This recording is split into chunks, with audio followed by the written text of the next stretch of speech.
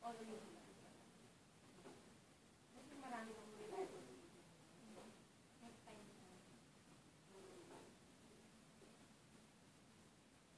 Hindi ko, pwede naman ito.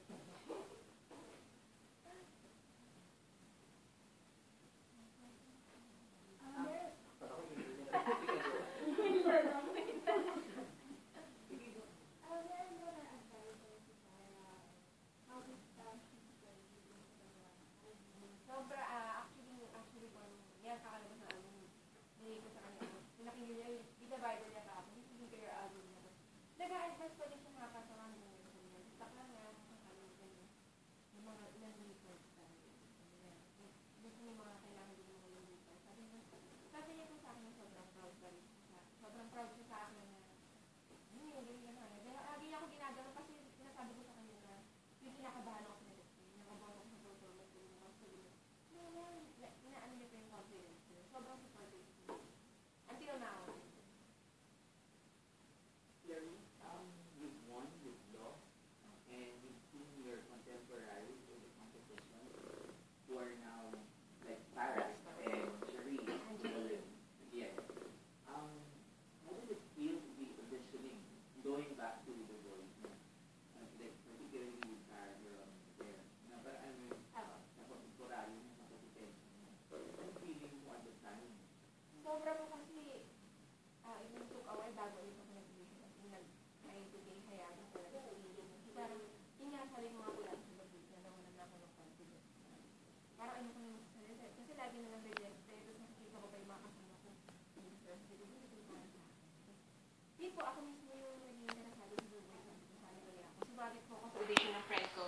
Tag-along lang ako na kasi hindi ko in-expect na makakapasok ako. Kasi bago ko mag-blind audition, may mga skills pa. So, hindi ko in-expect na makakwalify ako for blind audition. At may humarap pa. So, sobrang saya ko na. Hindi lang isa. Kala ko isa lang, kahit isa lang po yung humarap, okay na talaga ako eh. So what fueled that particular passion? Kasi di ba sabi mo, you've already lost that confidence and then sumabit ka. Sino pa talaga yung nag-push sa'yo? Siyempre po, bukod sa family ko, as in, sarili ko na rin po, parang gusto ko. Parang siguro, music talaga yung passion ko po, talagang gusto mo kumanta na makita ulit sa TV, and nakita ko The Voice, iba yung tema niya. Kasi kung madalas ako nare-reject dati dahil, pagpapayat ka muna, gano'n lagi. Sasabi sa The Voice at Mataba ka ba? mataba ko talaga ako dati. Parehas ko?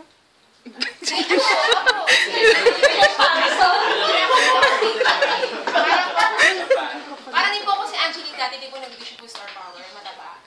Ganun din po ako na candle. Ay po, nakita ko The Voice, parang nakatalikod, hindi siya malalaman yung ano. So, sali kaya ako dito. Okay, so you seem so collected when you were competing in The Voice.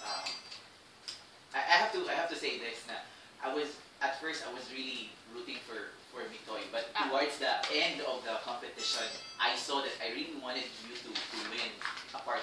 Hindi, parang sabi ko nga kay Mitoy, may career naman yan. Wala, nandiyan si Mitoy. But would you really say na of all the blows that you've encountered in like sa rejections, it helped you a lot? Of course, it helped a lot po na kasi nalaman ko, kung hindi ako nare-reject, hindi ako magda-diet. Doon din po isang part, as in nag-diet ako. Kung makita niyo po yung, as in, tumaba na nga po ulit ako yung bride audition ko, as in, napayat ko na. Nag-diet talaga ako, nag-exercise, yung naging lesson ko yun. Kasi importante rin kasi ngayon po, hindi lang talaga yung talent mo. Minsan tinitingnan din po kasi yung packaging, food packaging. So, dapat nando doon. So, yun, nag-pursige din po ako, nag-diet. Yun, nakatulong naman po. So, nagkakasyon damit. So, how do you describe Clarice in 5 words now? Oh, that's a really hard question. Ano ba? Grateful, blessed, happy,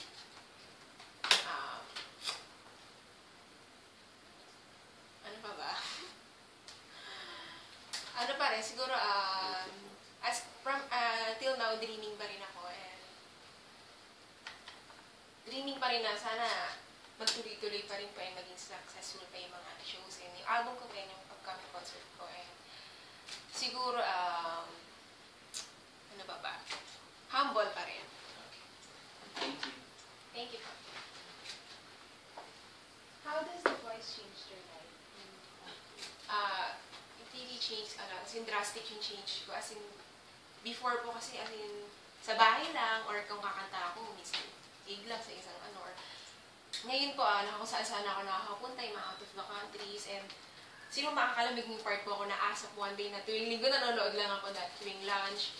And yun nga, makakasalamuha ko na yung mga idols ko po, and ito yung album ko, sobrang laki ng change po, na changes ng nagawa niya sa buhay ko.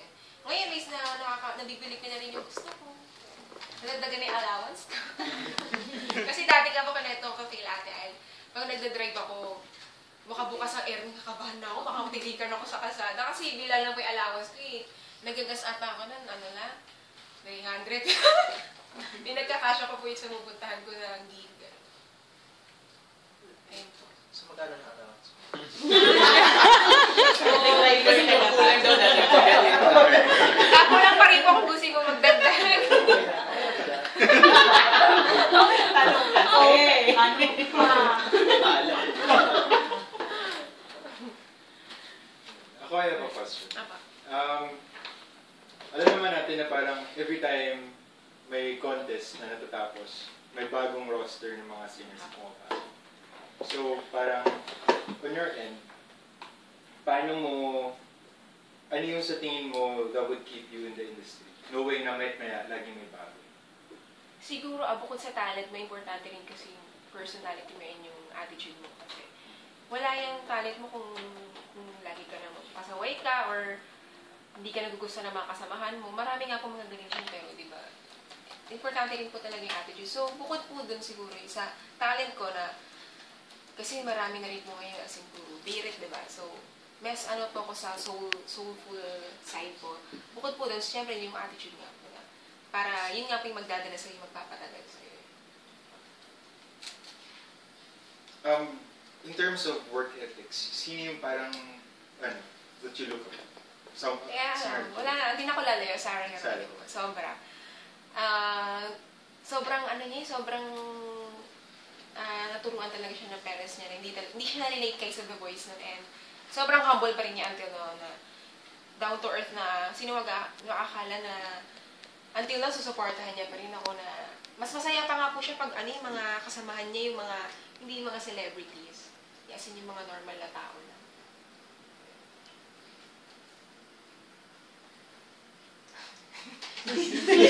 Anghel! Ano yung nasa playlist mo, sa playlist mo na pinakinggan aside from Sarah? Ngayon po, ngayon mahilig ako nakukuha ko kay Sam Smith. Alam mo Yeah. Ganda ng mga songs niya. And, sino pa ba? One Republic, Adele, Beyonce, yung mga laman ng iPod. And mahilig din po ako makinig ng mga indie band, ng mga banda. Bukod sa mga diva-diva singers. Pero nung bata ka, meron ka bang formal training? Singing? Wala po eh. As in, yun yung naging training ko yung pagsali-sali na ng contest.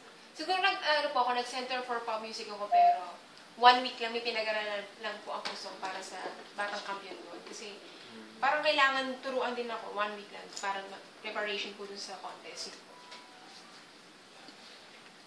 Nung nag-study ka, music lang. Music ko lang. Kindness. Malay mo na person siya ng iba. the dahilan pa eh. Aside from choosing songs for this album, ano yung pinaka-magandang nangyari sa process ng paggawa ng album? Ano yung memorable na? Memorable. Siguro yung, lahat ng recording sessions kasi, siyempre first time ko mag-record ng album, so sobrang masaya na, ganun ka, diba? Ganyan-ganyan ka lang dati. Ayun, masaya na natututo rin po ako sa recording na ganun pala pag magre-record ka, mas maganda kung mas mahina yung mic kasi mas kontrolado mo kasi yung malakas. Napapaano ka, hindi ka nag-hold back ako, hindi kasi masyadong malakas. So, marami ako natutunan po sa mga vocal coaches ko. Ay, tsaka yun, syempre yung mga diction mo, talagang pace lang. Correct. Ikaw, correct ka. Ilan yung pinagpipili mo na songs bago mag-come up na with 11 songs? More or less. Madami po. Actually, katulong ko po sila Sir Mark, nag-isip kami ng mga songs. Marami po as in nag-search sa YouTube or nagpakinggan hanggang sa final. Pero how many months siya nagawa? Within how many Ilang months ba, Sir, na sa amin bago na na-finalize yung play, yung mga song sa album? sa album? After 3 months din yata 3 or months po. 4 months. Kung ganun. Matagal-tagal din ng process. Aside from Nyoy na collaborate na, sino yung mga future na gusto mong collaborate with? Sa baba, sa female po, si Miss Lani. Miss Lani sa Lucia. Si KZ, gusto ko rin po siya makasama. KZ and si Sarah. And si Coach Bamboo sa. And sila Sir Gary, ito yung mga gusto kong makaduwit someday sa album ko. Last question na lang. Yung regular day mo sa bahay niyo, anong mga usual na ginagawa? Ano lang, mahilig lang ko talaga akong mag-net, internet. And kung hindi, alis sa mga kaibigan ko kung saan pupunta mo ng mall or kakain ko. Yun lang yung mga hilig ko, hindi ako mahilig yung mga as in bar. Hindi ko pa nga po nakapasok ng mga embassy. Hindi ka lang yung loob. How about other talent from singing? Ay, embassy, di mo alam. Ano ba yung mga Republic? Kanina ka pa. Hindi pa ako nakapasok. Hindi niya rin yung tugstugan. Can you share with us your other talent aside from singing? Nag-play po ako ng instruments like guitar and drums. I used to have a band and nag-drums po ako kasi. Yun po. May din ako mag-draw. Ganun. Thank you. Thank you. Gano'n ka ka-engage sa mga followers mo sa mga parang? Sobrang ko. As in, yung may mga parang best friends ko na nga yung tatlo sa kanila, yung tinatawag ko Chorba. So, tanongin niyo po sila yung kasama. Like ko silang kasama. And, as in, nag-uusap kami. Pag pumunta po sila sa event ko, after ko kumanta, magkukwentuhan kami sa isang tas, yun po, magkukwentuhan na po ano-ano. Then, sa Facebook, nagkukomentan po. Napansin ko dito, halos Tagalog yung mga songs mo.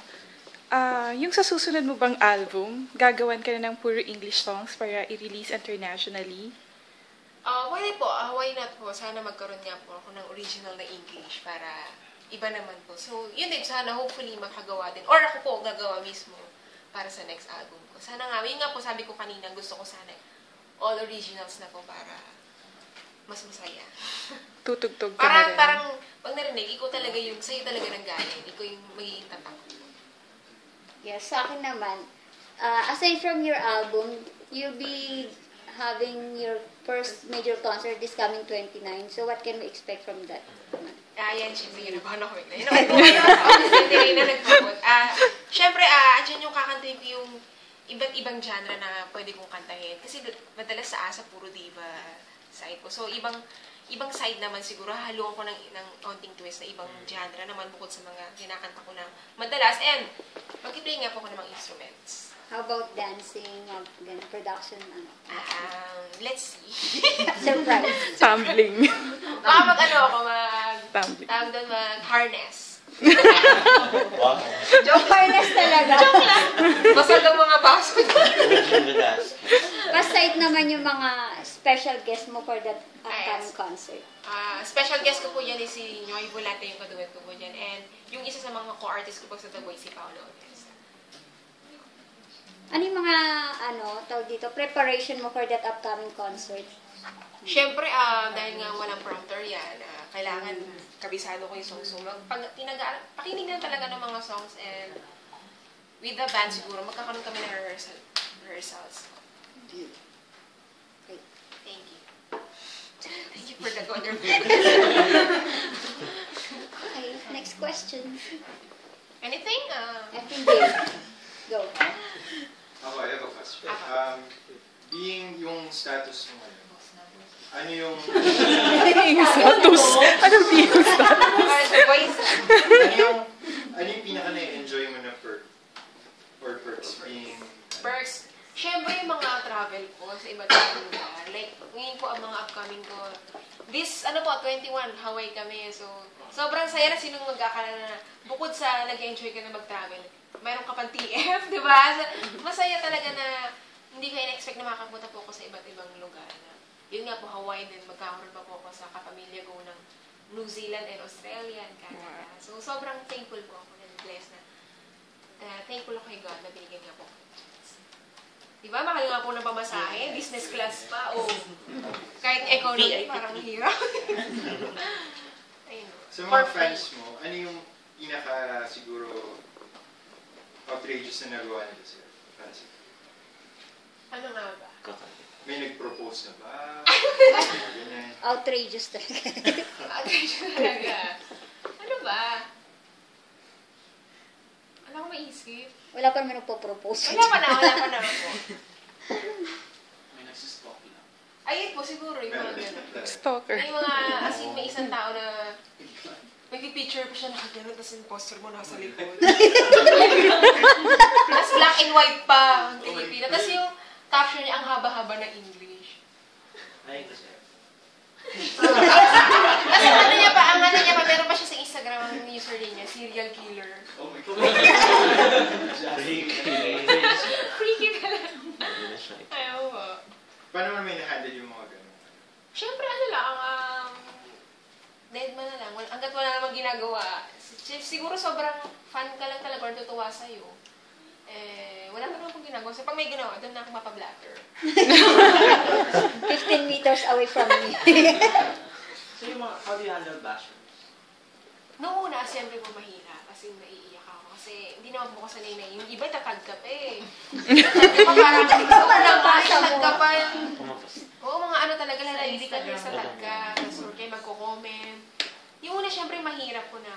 Ganyan, hindi naman ako sanay. Pero hanggang ngayon, natutunan ko. Ayun, isa rin po advice sa akin ni Sarah na Deadman, learn the art of Deadman. Kasi siya nga rin po, ang dami rin, di ba? Doon nga po magsisimula yung, mas masaya nga po ay, mas healthy nga daw po yung may nag-bash sa'yo, as in, kasi napapansin ka nila. Sabi nga, thank you for loving me in different kind of way. Ano na lang, Deadman na lang po. Magsasawa din sila. Okay, yung favorite, gano'n.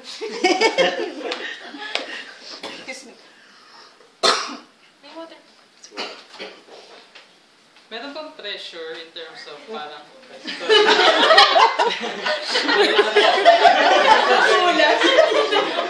Example lang po.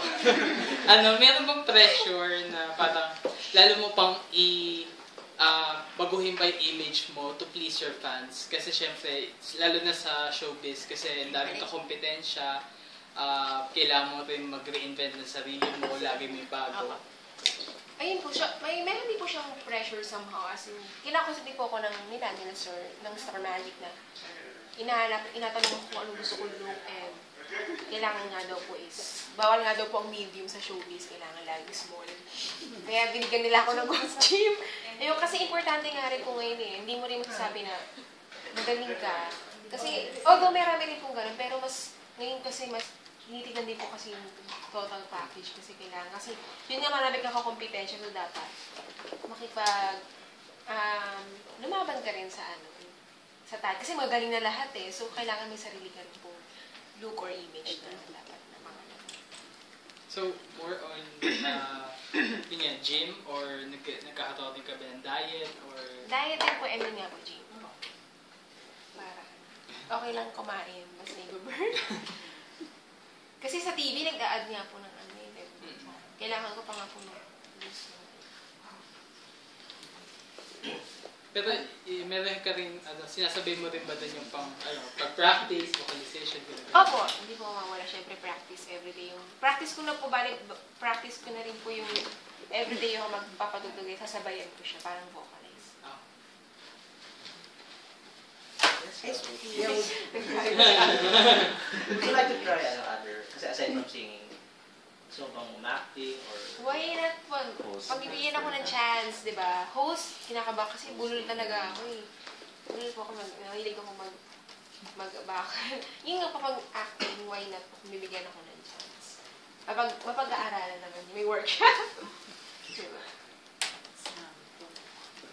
May sample na lang. May monologue. Pero, Ms. Clarice, paano nyo natuklasan when you Ang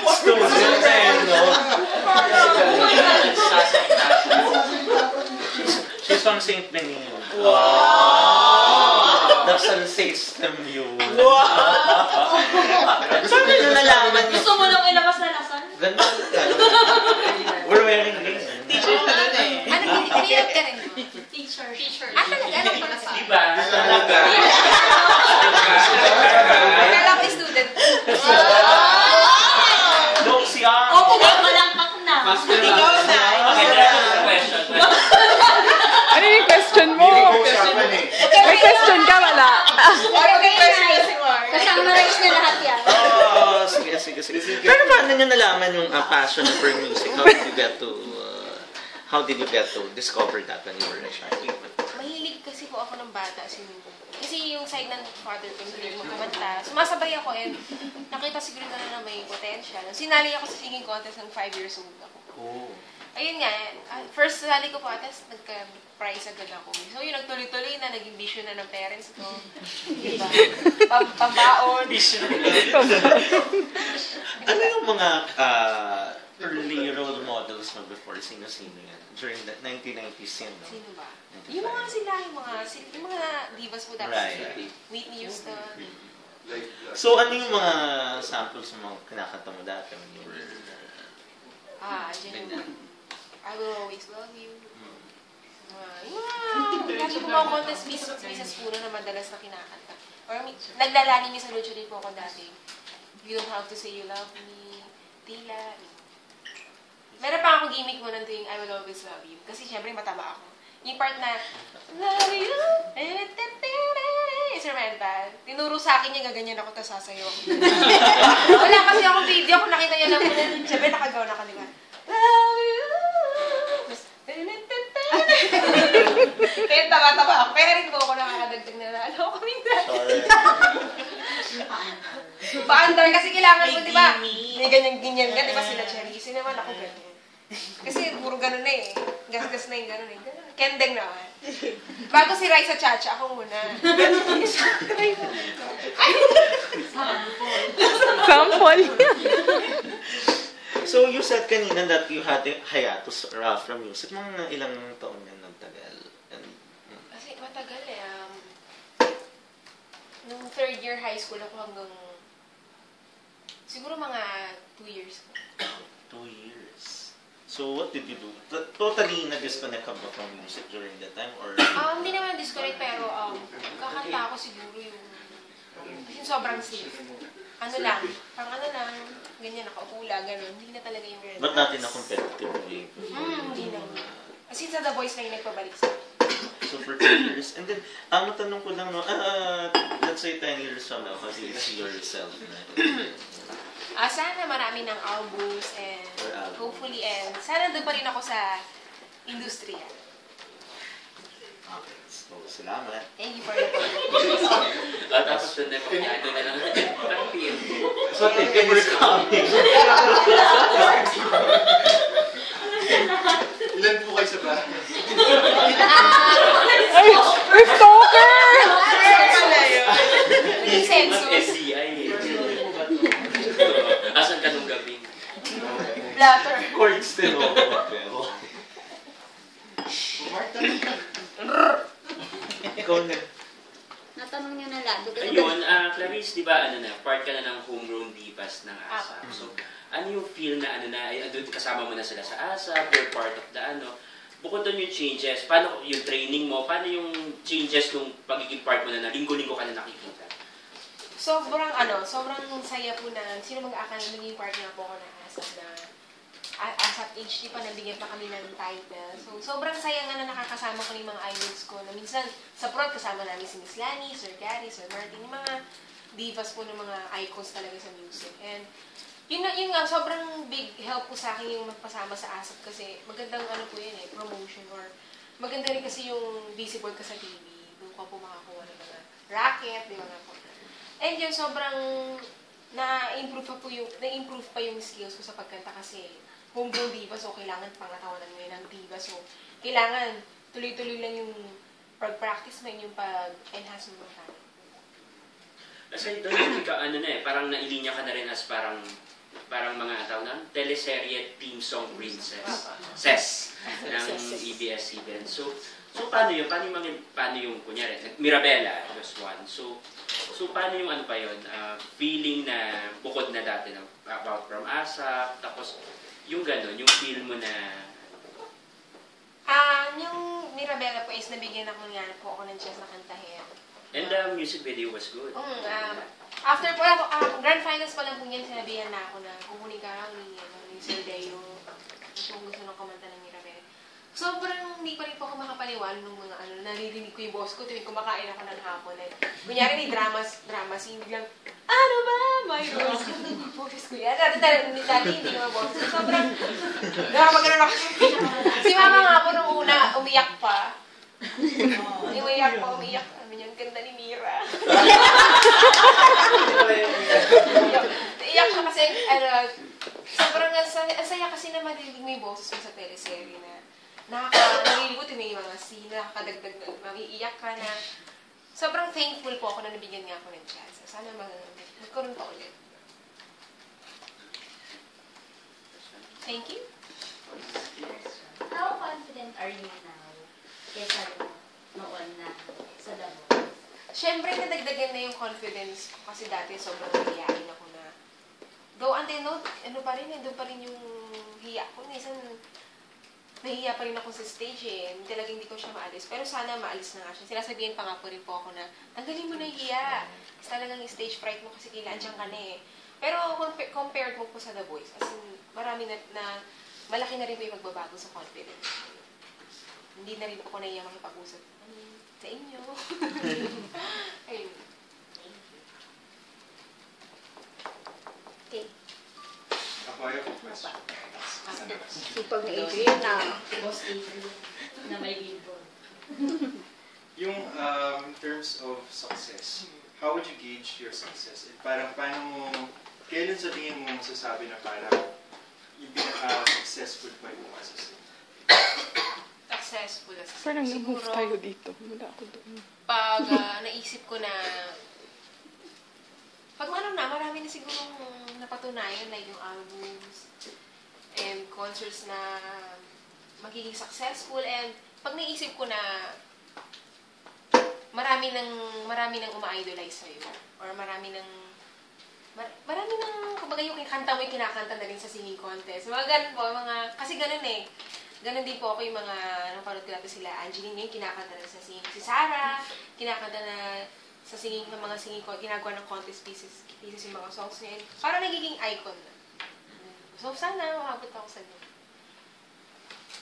And siguro, kunyari naging isa sa mga judge ng The Voice, isa sa mga coaches. Parang, ano sa tingin mo, ano yung gusto mong hanapin sa isang contestant para makapag-turn ka ng share? Siguro, bukod sa siyempre maganda yung boses is, yung galing sa puso. Hindi lang yung siguro, kasi marami na yung birit-birit. Marami nga po singers ngayon, hindi singers na naman, taas ang boses. Iba pa rin kasi pag galing sa puso, pagramdam mo, mapapapindot ka talaga nun Yung maramdam mo na galing sa puso, yung pagkanta, and feel na feel yung kanta na talaga ang sarap pakinggan. Siguro mapapapindot ako nun. Ayun po. Tsaka importante rin kasi yung choice of song. Importante lang sa The Voice na ilang minutes lang kakantahin, tapos pagbalang umarap. So, importante yung mabulaga mo agad. Speaking of song choices, during The Voice, gaano kayo binigyan ng chance to sing your actual choice of songs? Give and take kasi siya nagtatanungan kami ng coach ko, si Coach Sarah, kung anong song. Pero minsan, choice niya yung masusunod, minsan choice ko naman. Like, yung part na kinanta ko yung To Love Somebody. Kakantayin ko dapat nun is Kiss from a Rose, yung bigay sa akin ni Go Sarah. Alam niyo, may Kiss Seal. Ayun, so parang hindi ako confident. Parang parang cautious ako mag To Love Somebody. Parang mas feel ko na mas masa kasi botohan mas makaka-connect yung tao. Yung binigyan niya, why not, sige. Nagustuhan niya naman po yung arreglo ni Sir Gerard Salong. Yun, na-qualify ako for the grand finals. Ayun po. Panood niyo po ba yun?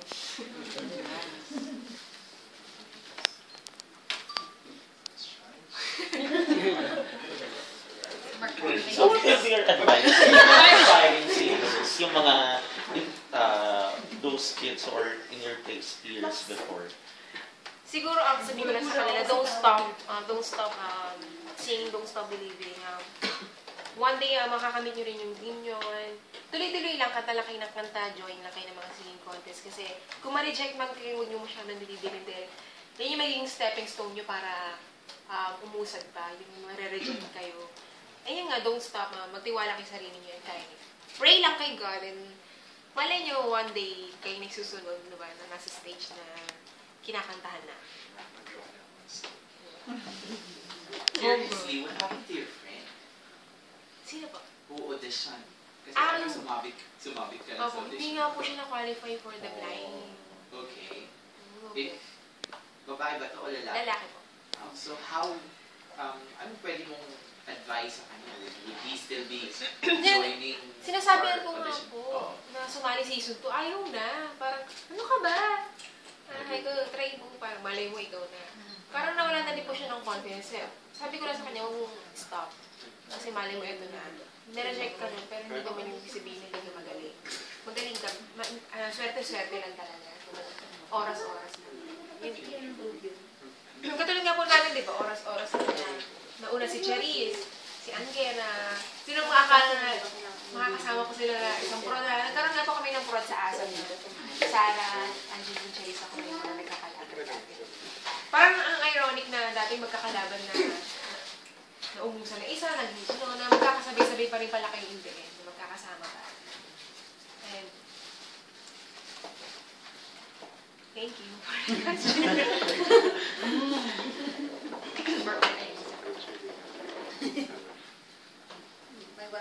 Since nandiyan ka na sa status ng yung sa singing career mo, ano pa yung gusto mong malating? Madami po po eh. Sana, yun yung mga idol ko sana matuging katulad nila ako na sobrang dami na napatunayan na kung ano nung albums na naging platinum, gold, ay yung mga concert na naging Araneta. Sana mag-concert ako sa Philippine Arena. Laki naman, diba? Mamali mo, Philippine Arena. Doon lang sa harap. Turos lang. Ang laki! Diba sino kaya ang first na ang PM artist makakakunin nun? Meron eh. Malay mo, ikaw.